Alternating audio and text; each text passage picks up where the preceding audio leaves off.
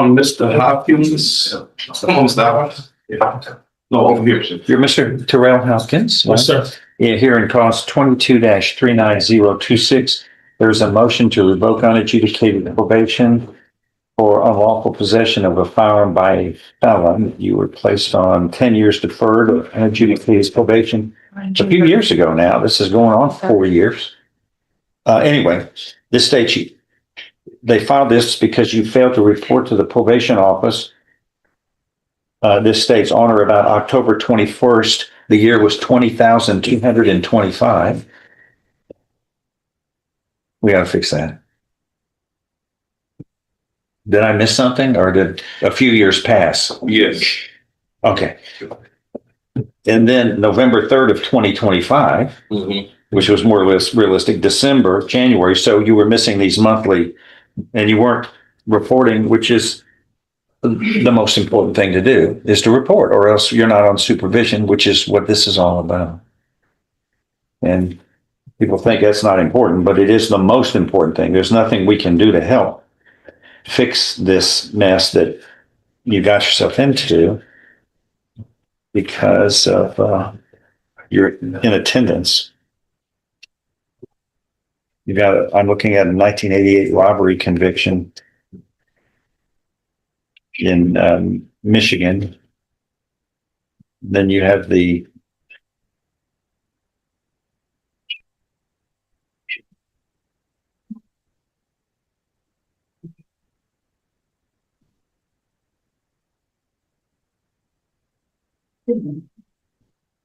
illegal possession of a firearm, and it states that you have that conviction out of another conviction out of Oakland County for illegal possession of a controlled substance back in 2010.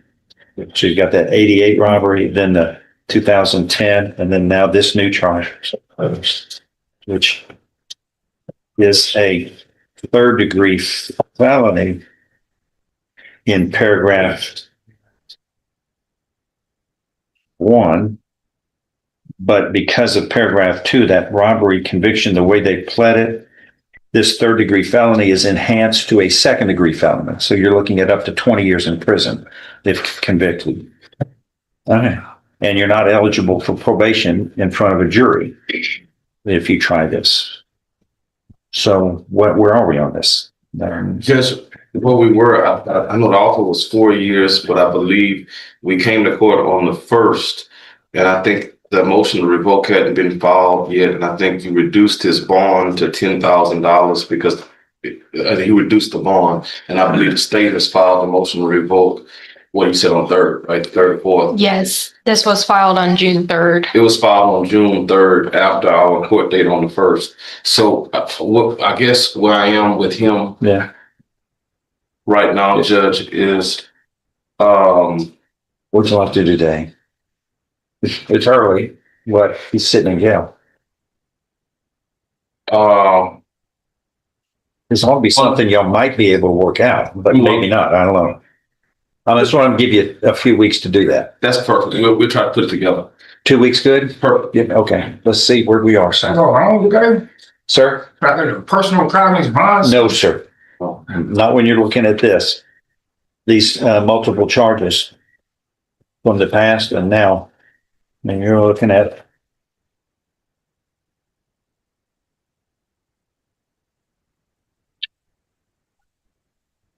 the failing to report. I reported, Your Honor. This, the state says you didn't on October 21st, November 3rd, December 5th, January 6th, which they're monthly reported. I was in a rehab. She knows this. Well, it's not, this isn't the hearing on the debate. Sorry. Judge, it was my understanding from speaking with probation that he was ordered to go to safety after the administrative hearing and then did not report to safety, which is why we went ahead and filed the MTRP. That what happened? Yes. Okay. Why didn't you report to safety? Because I take something like I was telling you, and then she told me it was 6 months to go to St. Pete, right? And then I was informed that until you take that medication, you can't just do 6 months. You would have to do Who 6. told you that? Who told you about the medication? Everybody knows this. Everybody? They says. Oh, these people are giving You do 9 months of medical CP. advice to you who you don't know? It's a law that you got. I know what the law is. It's 9 months of St. Pete plus Oh, 3 months. I know all of this. Plus 3 months and a half warehouse. Now, I know that here's the problem. Once again, is you failed to report, which is the most important thing to do. That's what this states, and that's what this hearing is going to be all about, is your failure to report on all these months. That's since October. I mean, you were essentially, we call that an abscondence. You were on your own probation, which really shouldn't be. You're supposed to be supervised. And if you don't report, you can't be supervised. It's the most important thing. That's why it's always, I mean, in your probation order, you remember receiving that. Report is directed right at the top. You're supposed to report at least every month. And we had to go find you somewhere. And that's what this hearing is all about. When can you do it? All right. All right. Thank you, Judge. Jesse Mason. Yes, you should be right up.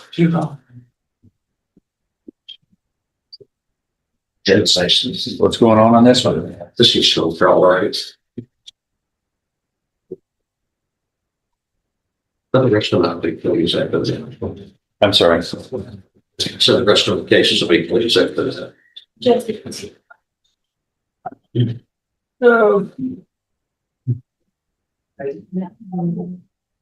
Mason? Mason. Yeah, Jess. Thank you. He's being the Is bailiff. Langston, being a bailiff today, too? Yeah. He's Is he doing that for some extra bucks? Could be. Is that a supplemental income? Look at it. Just like the bailiff. Thank you. Good work. Kendall, relax. Good. Langston's doing all the bailiff duties, right? Not bad. Hey. It's taking over. That's right. Are you Jesse Mason, sir? Yes, sir. In 26 CR 446? Hello.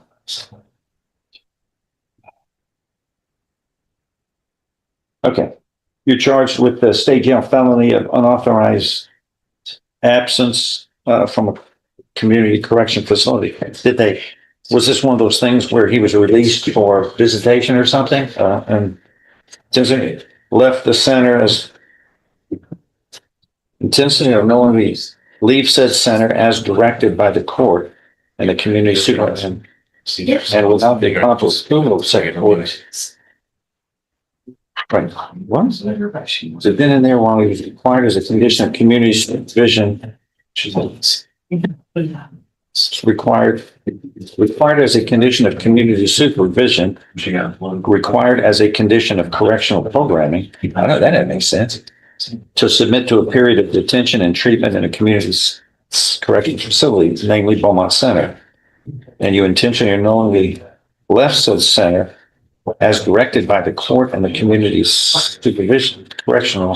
That doesn't make any sense. And without the approval.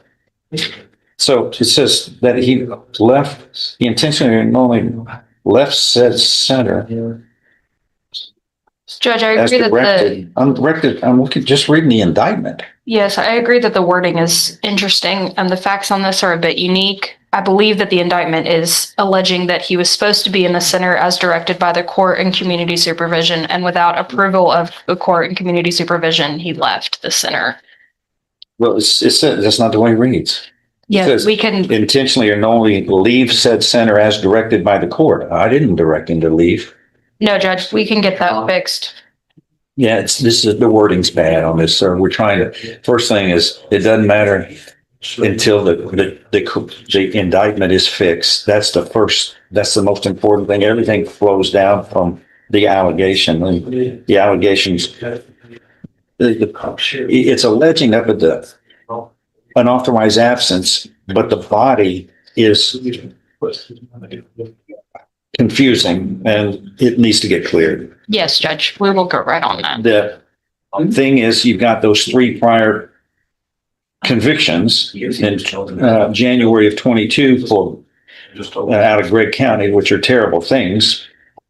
this is a state jail felony. But if all of these three convictions are true and you're convicted of the correct wording that was intended based upon the offense as alleged, then this would be a state jail felony, though punished as though it would be a third degree felony. It gets enhanced one level because of the three prior convictions. And the thing that helps you on that is that these were three convictions on the same date. So you can't stack them because they weren't in sequence of dates. But it's still a state jail felony punished as a third degree felony. So you're looking at up to 10 years in prison, which is never a good thing. And you're not eligible for probation in front of a jury because these allegations of prior convictions are in the indictment. And if one or more of them were true, that wipes out a probation qualification for you in front of a jury. So that's what I think we're looking at, right, Don? Yes, Judge. Okay. She needs to repair the indictment. Yes, Can you do that in 1 week? we can try, Judge. Well, I'll get it to intake today, but thank you. Judge, he's also asking that regardless, it'd be set for trial, that I be relieved so he can get to court with him. You be relieved for what? That I be relieved. So he can be pro se? No, sir. He wants another attorney appointed, so it can be resolved No. with a matter. Don Dusler, I've known Don Dusler my whole career. He's a fine lawyer. You can go hire anybody you want, but I chose him as one of my public defenders because he's competent and he represents his clients. I've known him for 40 years. And but you can hire anybody you want, but you don't get to pick the appointed attorneys. That's not the way it is, sir. Sir, go ahead. I am requesting another one. Okay, you're denied. Denied. You were entitled to a competent attorney, and he is one. I haven't heard anything to suggest he's otherwise, or that there's a problem between y'all two. That's the way it works. You can understand if it was otherwise, let's say we have 3 public defenders or 4, and then everybody decides they don't like 3 of them, then one person would end up doing 1,000 cases. That wouldn't work. But they rotate. And sometimes you may disagree with them, but I was a lawyer, private lawyer for a long time. And sometimes people didn't agree with the advice I was giving.